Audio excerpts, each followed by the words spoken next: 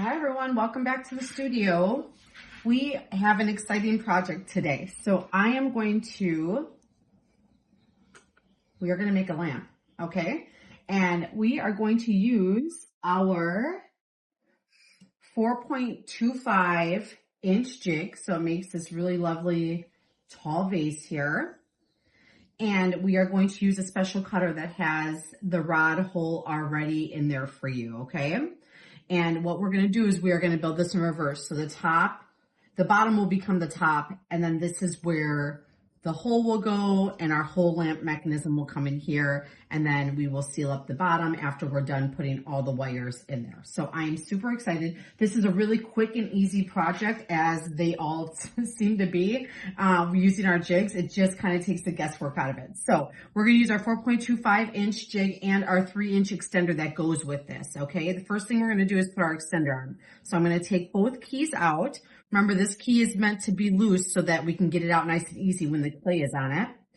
Okay, and then we are going to put the two tabs here opposite each other, okay? So we are going to have to flip one flip one of them so they're opposite so it nests right in. It will not nest in if these two tabs are touching. So we are going to use one hand here to kind of spread open our base jig. We're going to snag the corner, and then we are going to open it from the bottom, making this a little bit wider. And then this guy pops right on there, okay? If you're having issues with that, I have a couple videos on how to put the extender on, but it really should not be difficult. It's just lining up the edges. That's the hardest part. So we are gonna put our key in the outer edge. Our longer key is gonna pass through the extender into the 4.25 inch jig. So we're gonna put that in there and see how it kind of locks these two together. And then we're gonna flip, and then we're gonna put our bottom key in also, okay? Outer position keeps our jig nice and wide until we are ready to release, and then we'll put it to the inner position. So I have got my nice wet slab of clay here. I've been really experimenting with using wetter clay because I really think that my jig can handle a wetter slab. So, and it gives me kind of more sculpting. I have a little more freedom if I want to add something on. We are going to add a beading onto here. I've used a silicone mold, and that's going to be really pretty. So I need to decide which way I want this to face. So I want my lamp, I want the decorative part to be at the bottom. So that's going to be the open end. That's really important if you have a pattern that's going in a certain direction, because we're putting the bottom on, but it's actually going to be the top because that's where the lamp mechanism is going to come out. So we're going to keep track of that. So I am going to flip this slab over, and I'm going to put my cornstarch on it. As you can see, very, very wet. Wet enough where it's kind of picking up texture from my surfaces here. So I'm just going to make sure, even though no one will ever see this inside, I still want it to look nice and pretty. Okay. The way I rolled it through, I've been rolling my texture mats right onto my clay. So if you see any ridges, it's because I had different texture mats kind of lined up on there. Okay, I'm gonna grab my cornstarch. This is arguably the most important step of building with our jigs, especially if your slab, the wetter the clay, the more cornstarch, okay? This is our release agent. It will burn off in the kiln. Apply a liberal, generous amount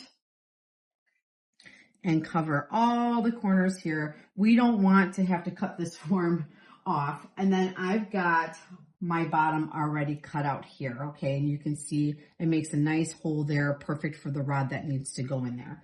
So we'll keep that guy off to the side. And now we're ready to rock and roll. So I am going to position my jig towards my body. That's my workflow. I like to work in that direction. And I like, wow, look how wet my slab is, you guys. It left the whole imprint right on my work surface.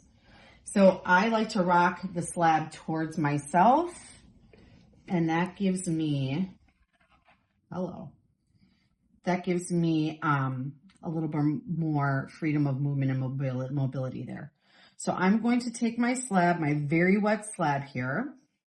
This is practically freshly rolled, okay? It's been setting up maybe about 45 minutes in my studio, but it had been under plastic after I rolled it, so it was still very wet.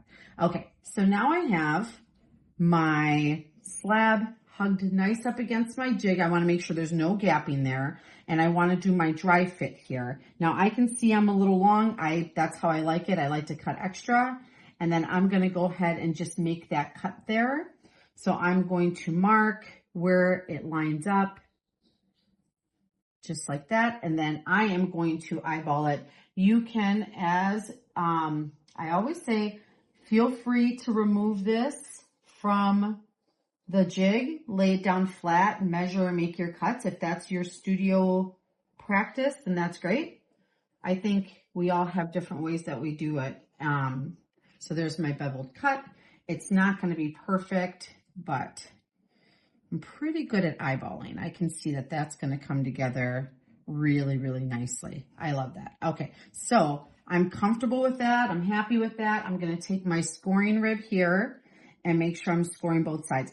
When I say this project is quick, I'm not lying, you guys. If I wasn't talking to you, I'd be done with this in 5 more minutes, okay? The prep takes longer. Deciding what pattern I was going to use took longer than actually assembling this. And what I'm realizing is that these jigs are like an extra set of hands in your studio. I was spending a lot of time fussing with my clay before. Even a slab this wet, it just would have been impossible for me to keep it upright like this in shape without it flopping over. So I'm going to go ahead and start tacking down my points here. My hands are clean and dry. It's kind of hard to do reverse, so I'm trying to get it in the shot here for you. But you can see it's just coming together nicely. And that seam is almost invisible. I like to accentuate my seams, so this is more for the people who want to really hide that seam. I'll take a tool sometimes and just come back in. So keep that little key in there. Remember, it's supposed to slide out freely. And then flipping it over really gives you a better vantage point. I can see that I have a little too much clay here. So let me match my angle, and I'm just gonna come and snip just a little bit off of there. And I'm gonna come in with my vinegar slip. I'm gonna score that. And the vinegar slip is just straight up white distilled vinegar you can get in the grocery store. And a little bit of my clay body, which honestly, you don't even need to have your clay body in there. That's just what I have in that little pot. So, okay. I'm loving that. So everything's nice and snug. My seam looks really good. I'm not adding, I added a curve to my last form, but I am not planning on adding a curve to this one. This one will just stay nice and straight. So you can come through, and I do a lot of my finishing work at Leather Hard. So I just want to make sure here we're just looking for a good, strong assembly. Okay. And let's take our knife, and we are going to go ahead and cut off and make this top nice and even. So I'm going to pull over my banding wheel here. I've got our banding bat on here. It just clicks onto my 8-inch Shimpo. I'm going to adjust you so you can see what's going on there. Okay, so I will use the jig as my leveling surface. And usually I scoop out a U, but on this one I can tell there's not a ton that is uneven. Just right here by that seam where I displaced some of that clay. I'm gonna come through and take off and make that nice and even. And then at this point, I'm always making sure I'm coming back to secure it to the jig, and that's what keeps that nice form there. On a piece of clay this wet, I might even keep my form in here for a little while longer, but I will remove it so you can all see that today. So I'm gonna come through, I'm gonna take care of the seam. This is where we will pop our hole in right here so the cord can come out. And then this is where we will attach the felt to hide all of our lamp innards. So we wanna make sure that this, being the bottom, is nice and flat, because I will eventually come back and glue a piece of foam or a piece of felt on here after we've wired up our lamps, okay? So that looks good to me. I'm gonna go ahead and flip this again. That's nice and level on the bottom. Remember, this will be this is how the finished lamp will look on the bottom, because we're not gonna do much more to that. Now let's come here to the top and let's make this nice and even. And then we are going to add, this kind of gets confusing, we will add our cut piece, which I bet you're used to that being your bottom, because with a mug you want it to hold liquid. But this is going to be, the cut piece is going to serve as the top that's going to hold our rod, and it's going to keep the lamp, all the lighting technical components in its place. So we want this nice and even. And then this, once we release our form, this is where our pre-cut out piece will go up here. And you can see this is where the lamp top will come out of right there. So, and then we'll add our beading. I'm actually gonna add my beading on now because I've got my jig in there. I'm gonna bring this beading over. It's kind of in a few pieces, and that's okay because I can work with that. But I rolled these out with a fondant bead. It's like a silicone mold. Lots of cornstarch to remove that. And then I'm going to add it right here to this top ridge right there. So I'm gonna take my red rib. I don't usually do a ton of finishing at this point, but because I'm adding this embellishment, I just want to show you guys, give you an example of what that looks like using the jig, using the structure of the jig to add something on at this wet stage. Okay, so, oh, I'm so excited. Okay, I've already scored the bead portion of it. That's sticky enough where I can make sure, I just wanna make sure I have enough, because if I have to push some more in the mold, I can do that. And oh my gosh, I think I have, look at that, 2 to spare. Perfect. Okay, so I'm going to take these off carefully, and then I'm going to let those fall off. I'm going to come around, I'm going to slip and score that. Now these are just extra things because this is a lamp. I don't mind putting this kind of dainty detail on it because it's a lamp, and no one's gonna be really handling it much. And once that's glazed on there, that's not moving anyway. So I use my banding wheel to give me some nice spin. Got my scoring. I've already scored my beads here, my little pearls, because I did that before I even removed it from the fondant mold, because they're so fragile, it's really hard to come through and do that after. So I am going to give you that pro tip. And I learned that from a friend of mine, an internet friend from Sprig and Awesome. She makes sprig molds, and I've watched her tutorials, and that was like the best tip she gave, is to score it while it's still in the sprig mold before you even remove it. Oh my gosh, this is gonna be so pretty. Now these are just kind of coming off in pieces, and I'm fine with that because the shorter strand makes it easier for me to work with. Okay.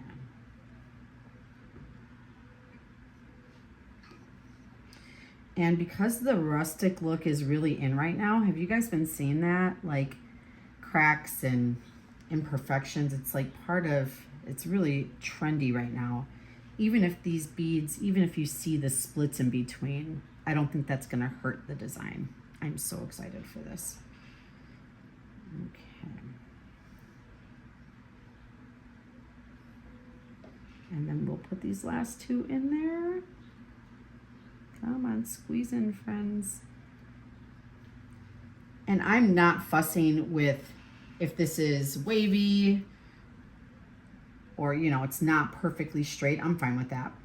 You're only gonna see one side of the lamp at a time. Now, because I have my jig in here, I am able to really give these a fair amount of pressure.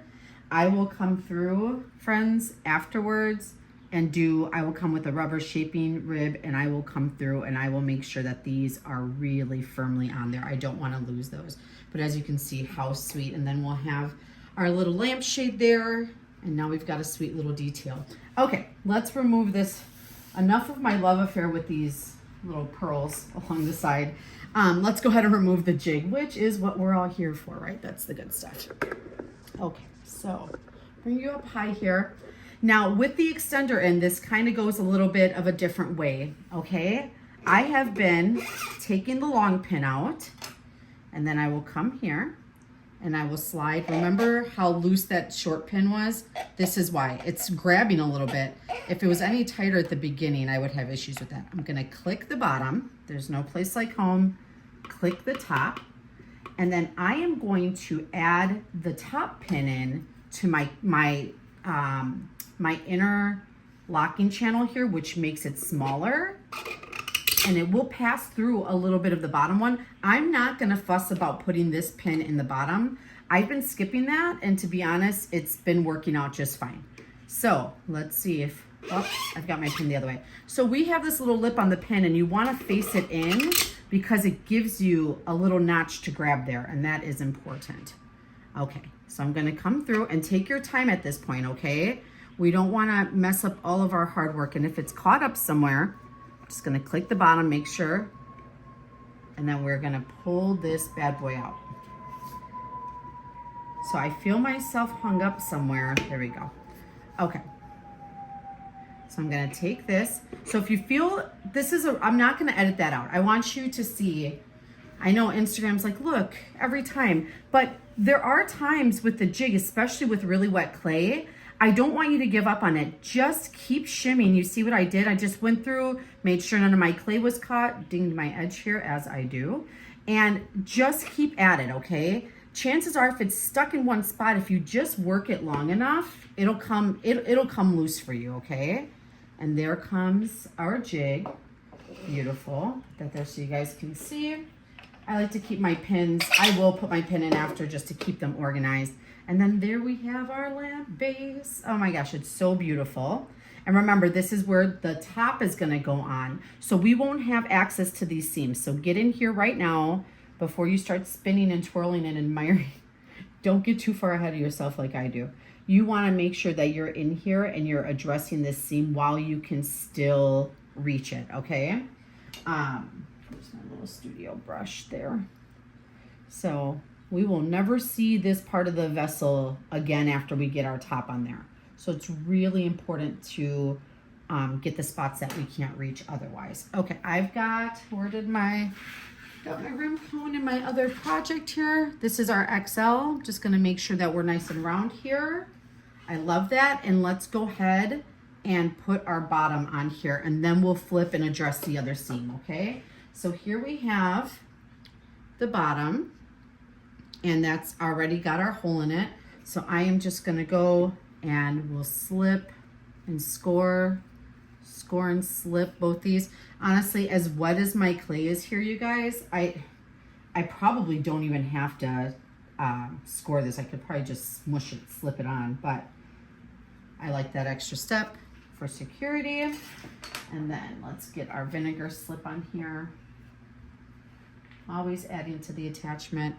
You really want to make sure that this lid stays flat at the point where the rod is going to enter. So if you want to dome this and make it, you want to give that design element, go for it. Just go ahead and make sure that you've cut a big enough circle to account for the curvature. But really what you want is the part where the rod is coming into this. I should have dry fit. I should have dry fit, but I didn't because I used the cutter that goes with this. So I know it's pretty, I'm getting spoiled. It's pretty spot on. Okay, so see how this sags in here? We are going to mitigate that by flipping this and drying this upside down. We want this to be flat. Now, it can stay caved in. As long as this piece here is flat where the rod mechanism meets, you're good to go, okay? But for my design, I want this to be flat on the top. So I'm adding this top, bottom, top. What are we calling this? Technically the top. We're adding this on, and then I will flip.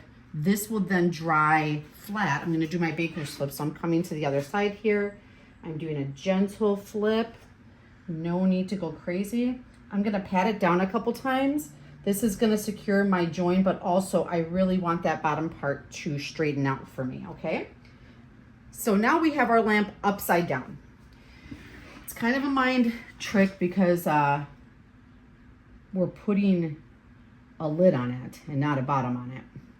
And the reason why we want this open at the bottom, I will come back after this is fired and I will show you how to wire this lamp up, but you need full access. You need to be able to get in here, and then we will also do a hole for the cord to sneak out. and I will glue a piece of felt or a piece of lamp foam, and that will hide all of our inner workings, okay? So this will become our lamp bottom. So I will make sure that this is nice and smooth. This is a job for leather hard for me. I just want to do some preliminary cleanup, and then we're gonna go ahead. I'm gonna put my cone in while I am poking this hole in because I don't want to lose my shape here. So let's see, we might run into some issues with the cone, but I'm gonna go for it. I like to keep it on the seam. That makes sense to me. And I like to keep it towards the bottom. All right. Because when that cord is coming out, you don't want it too high up and then you have the cord hanging.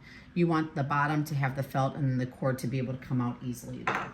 So now we've got our cord hole. Make sure you get all your snivvies, although that will be hidden in there. Now is the time, just to make sure it's nice and smooth. Even the areas that people aren't gonna see, those details, I feel like it's part of good craftsmanship. It just makes a difference. I think so. Okay, now remember that's where our seam is, so we wanna really treat that seam portion there.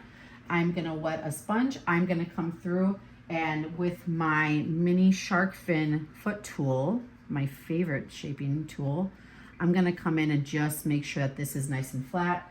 After we are done wiring this lamp up, I'm gonna come in here and, like I said, add that bottom on. So I wanna make sure if I'm gluing something on, I've got a nice, flat, even surface for that glue to adhere to. Usually this is the point where I would set my foot up for carving, but this is gonna be the top, and I may still carve that. I don't know, I haven't decided yet. But you still wanna finish this, especially now because this part will be facing up, and this is a part that everyone will see at the top of the lamp. And if your lamp shade comes right above the pot, this will be a design point. So I may still come in here and do my regular carving, but for now, I'm working on closing up that seam, making sure I'm not leaving any slip there. You don't want to leave that, that'll just lead to cracking. So as I bevel my foot up, I'm making sure that I'm grabbing all that extra, all that slippy clay. And this just gives a really nice feel. I will have to, when this is dry, leather hard, I will flip this and then I will do my top, my decorations at my top here. But for now, I think we're looking really good. I'm glad I put this on when the jig was still on because even pushing in there, I can see my clay is flexing. So I will come and do my finishing work for that. So right now, this is, let's pull you out so you can see what's going on. This is our lamp base. I love it. It's upside down, so this will be the bottom portion. I'm gonna leave my rim cone in here for a little bit. And then after fired, it will be about this size. And then we will have, this bottom part will have the hole in it. This will all be glazed, and then we'll have our lamp come out the top there. That's gonna be the best. Okay, so that's that for now. There will be a part 2 and possibly a part 3. Part 2 will be the finishing, maybe the carving. Part 3 will for sure, I will definitely come back and wire this up with you. All right, y'all, thanks for stopping by. Our 4.25 inch jig with the 3-inch extender, our rim cone, and our mini shark fin foot tool is all we needed for this project. We'll see you soon.